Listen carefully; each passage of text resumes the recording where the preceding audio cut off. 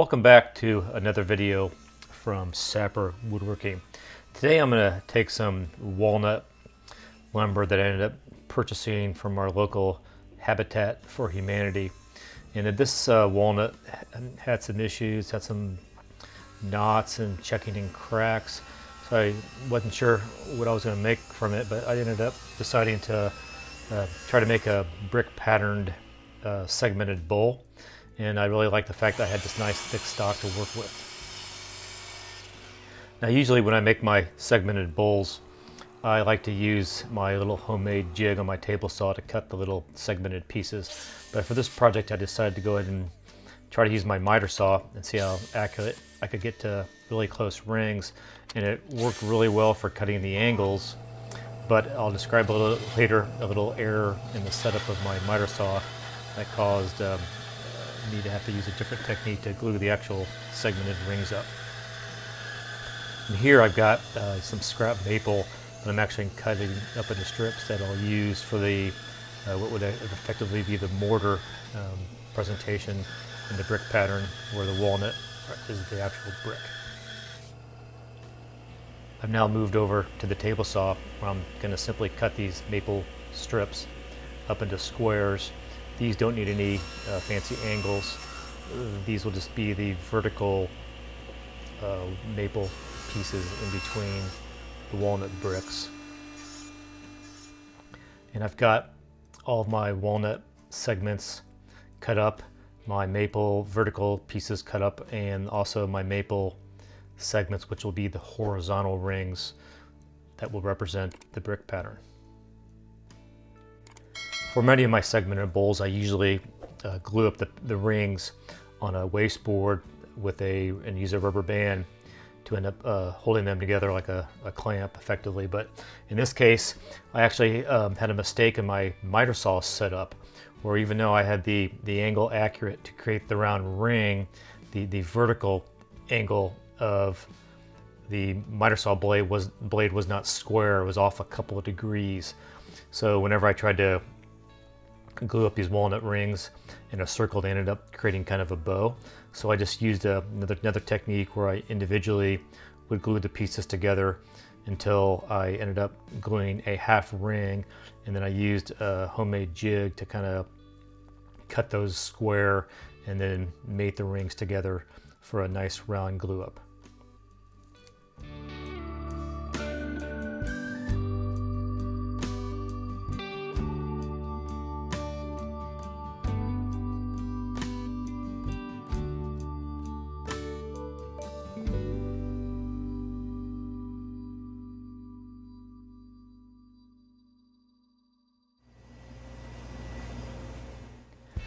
Okay, so now I've moved over to the drum sander to flatten my rings and prepare them for gluing.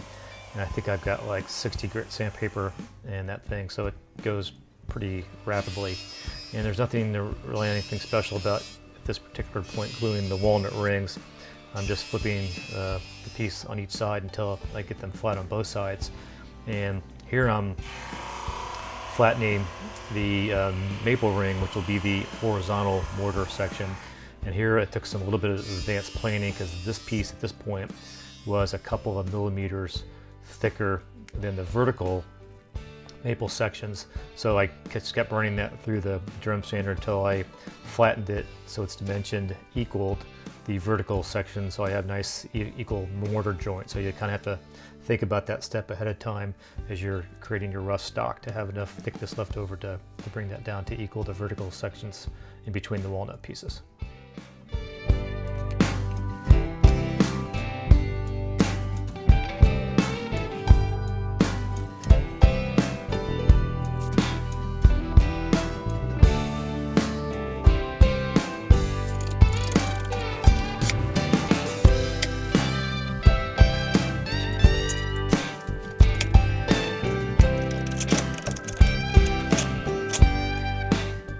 So I have one last bit of construction before I'm ready to begin turning the bowl.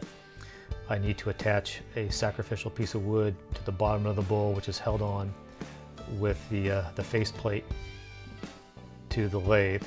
And I just covered that in glue. I'm going to put my project up against that sacrificial stock, and then use a scrap piece of wood and effectively turn my lathe into a clamp, and that should hold that nice and tight. And then I'll be able to let this dry overnight, and tomorrow I'll be able to begin turning.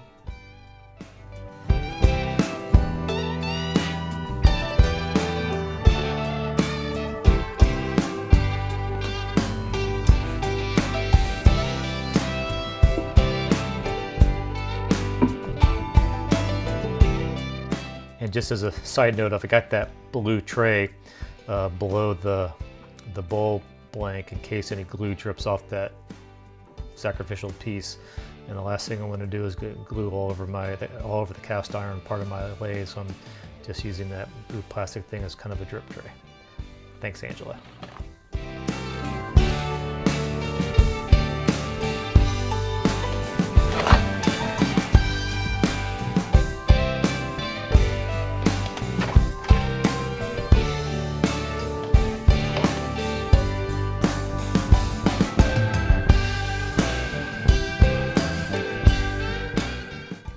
Okay, after a fairly decent amount of construction time, we're actually finally ready to spin this thing on the lathe. And you know, like for many of my projects, I really don't have specific plans ahead of time. I kind of just use the lumber that's available to me, and kind of just wing it on my designs. And at this point, I'm just going to take and completely round the outside of the bowl to balance it better, and then I'll move into the inside of the bowl and round that part as well as I can, so I have a nice balanced project, which enables me to spin the lathe a little faster. And at that point, I'll kind of decide how exactly I want the bowl to be shaped.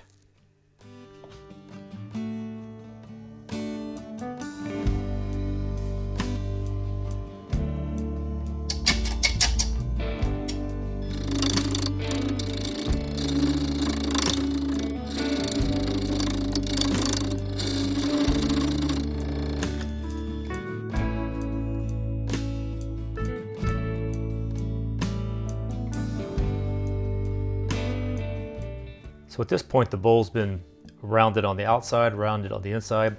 It's spinning perfectly balanced. I've ramped up the RPM to probably about 700 to 800. I don't keep track of that, but I think that's usually what I'd spin a bowl that's about 14 inches in diameter. And here, I just decided to kind of balance the curves from top to bottom, because it seemed like it was a better flow of the pattern. And once I got that design set, I just moved on to prepping and sanding the outside, starting at like 80 grit and going to 120 grit, 150 grit, 180 grit, and then finishing up with 220. I've now moved back to the inside of the bowl, and there's nothing really fancy here. I'm just going to kind of take material out of the center of the bowl and match its thickness of the outside from top to bottom. So I'm just essentially matching the inside curve to the outside curve, so I have a symmetrical bowl.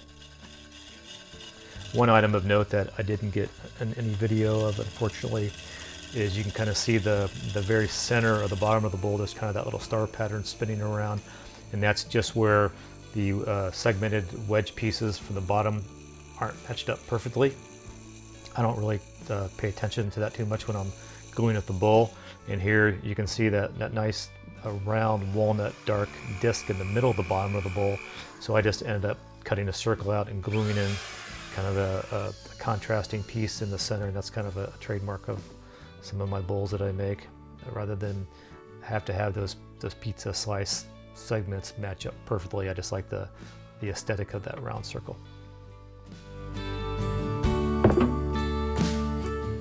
So for the finish on this bowl, I'm just using Watco's Danish oil. I'll apply that per the instructions, let it cure for about a week, and then I'll take it over to my buffing wheel and buff on some carnauba wax, and then we're done. So hey, if you stuck around this long and you like what you see in my video, please consider subscribing. That really helps us out with the YouTube metrics and exposes our videos to more people that might be interested in what we're doing at Woodworking. So thanks for watching, and have a great day. Bye-bye.